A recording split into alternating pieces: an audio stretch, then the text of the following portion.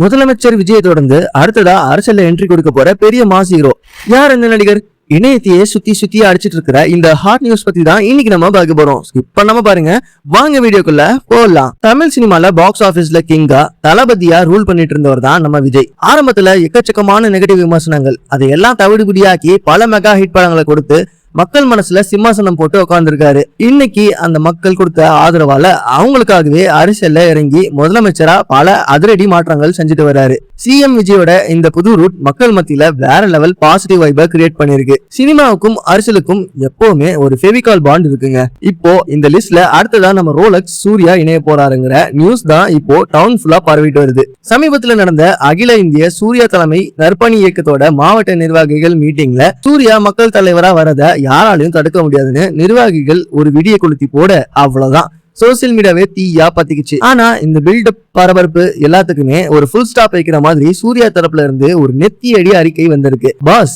எனக்கு இந்த கட்சி அரசியல் இதெல்லாம் செட்டே ஆகாது. ஆனா மக்களுக்கான என்னோட அகர மாதிரியான சமூக சேவை பணிகள் எந்த தடையும் இல்லாம எப்பவும் போல மாசா தொடரும் அப்படின்னு கிளியர் கட்டா சொல்லிட்டாரு. ஓகே நெட்டிசன்ஸ், சூர்யா அரசியலுக்கு வராததை பத்தி உங்களுடைய மைண்ட் வாய்ஸ் என்ன?